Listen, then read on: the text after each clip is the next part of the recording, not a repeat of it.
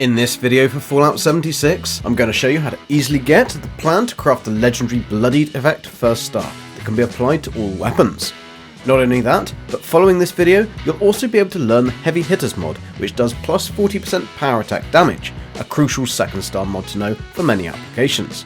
And also learn the Defenders mod, which is the new name for the third star that can be either applied to armour to reduce the damage taken whilst blocking by 15% per piece, which is a great addition for melee builds, but can also be applied to weapons to reduce the damage taken by 40% whilst power attacking. The reason these effects are so good is that both the second and third star mods you'll learn from this are essential if you want to build a true boss killer weapon in the form of the auto axe, as attacking with this weapon is classed as power attack, so combining that with a low health or bloodied build and knowing how to craft all three of these will make you a total machine in the wasteland. The Bloodied prefix first star on any weapon is one of the most sought after in Fallout 76, as it's a key element to many low health or bloodied builds. With the new legendary crafting system live, you can now craft and apply this mod to any weapon with ease if you learn the plan or obtain the mod. So, how do you do this and what do you need? When you scrap a legendary weapon, you have a 1% chance to learn the plan for any one of the stars and a 1.5% chance to receive a mod box for each star on the weapon. Learning the plan for the star will enable you to make unlimited mod boxes for that effect. That can then be applied to any weapon, whereas receiving a single mod box will only give you a single application. Now, although the chance to get a specific legendary effect on a legendary item, either when dropped by a legendary enemy or when purchasing from the legendary vendor, is going to be completely random, there are some named weapons and armour in-game that will always have the same legendary effects. In this video, I'll be talking about a specific named melee weapon called the Unstoppable Monster, as this is a bloodied weapon with Heavy Hitters on the second star, the new name for plus 40% power attack damage, and the Defender's effect on the third star, which is the new name for minus 40% damage taken whilst power attacking.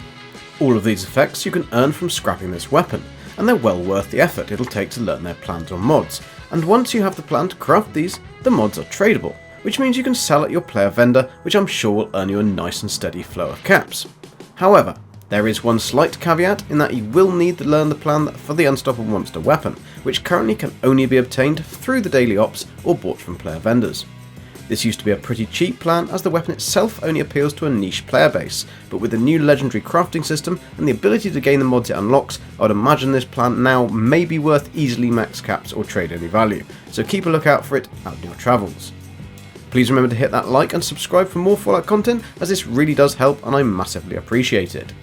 Once you've learned the plan for the Unstoppable Monster, you'll need a few other bits, including 2 legendary modules and 2 deathclaw hands. The rest of the components are general adhesive, plastic, rubber, screws, springs and steel, so shouldn't cause too much hassle, and in most can be purchased in bulk from vendors if you run out.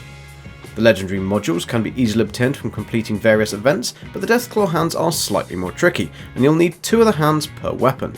I would recommend collecting at least 4 to start with, as there is a little trick I'll show you shortly that will make your life much easier and mean you don't have to constantly go deathclaw hunting.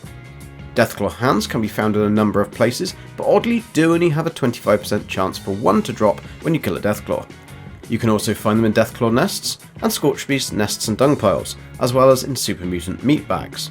I'd probably advise to check the super mutant meat bags first, as this is the easiest way to have a fairly high chance to find the hands, plus you'll get some decent XP from killing the super mutants, with a chance of a legendary spawn as well. Don't worry though, if you fancy yourself as a bit of a deathclaw hunter, then I do have a farming route that I'll cover in a sec. In my opinion, the best location for the super mutant meat bags is Huntersville, as there are many meat bags all over the town, so you have a much better chance for success for little effort. Plus, there is a good chance for a legendary enemy to spawn in this town, so a little extra bonus. If you want to farm deathclaws, then I'd suggest starting at the most obvious place, Deathclaw Island. Once done, if you've completed the Enclave questline and have access to the underground lab beneath the transmission station 180 U03, then head through the door with a hand scanner and into the lift. Make your way down through the building and you'll find a deathclaw in room C01.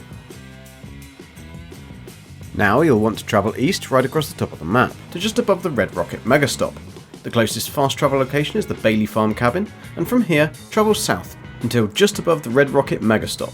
You'll see a rock face with a fossil and another fixed spawn deathclaw. Now, head southwest towards Hopewell Cave, and here you'll find a deathclaw inside the cave and several nests. The next location is the abandoned waste dump, which is located to the southeast. Once you arrive, enter the cave and you'll find 2 deathclaws and 3 nests. Now, head west across to the White Powder Winter Sports. When you arrive, you'll want to head east into what looks like the mountains on the map. Follow the path up the hill until you hit a rock face, and the deathclaw should smell you and introduce itself. We're now headed to the west side of West Tech Research Facility, and on top of the cliff overlooking the facility you will find another deathclaw. Whilst you're here, it's probably also worth clearing the super mutants from around the West Tech building for some extra XP and then checking the meat bags. The final location is the Thunder Mountain substation TM02, which is located just above the large tower on the map, directly above Watoga. There should be a deathclaw here fighting with some ants. All of the locations mentioned are just the fixed spawn locations for deathclaws, and there are other random world spawns you can find. Also, please remember you'll only have a 25% chance to receive a deathclaw hand on the creature's death. Now you have all the crafting components, head to a weapons workbench and ensure to equip the Makeshift Warrior perk card in Intelligence in order to be able to craft the weapon. The Super Duper perk card at rank 3 for the 30% chance to craft double, this is found in the Luck perks, and equally as important the Scrapper perk card found in Intelligence, as this card will enable you to get both the deathclaw hands back when scrapping the weapon rather than just the one without the perk equipped. And this is important as this perk combined with the Super Duper perk when crafting the weapons will mean you can fairly quickly build up a good supply of deathclaw hands. Just remember to store the deathclaw hands in your stash box as they will be considerably lighter in the stash weight than they are in your carry weight, which is a nice addition added in a recent patch. Once you're all set, just start crafting, then scrap the weapons and rinse and repeat until you receive the first, second and third star as even weapon mods, or continue until you learn the plans. You should find that the Super Duper card generates quite a few extra weapons, and by the time you've unlocked all 3 mods, you'll end up with quite a few deathclaw hands spare.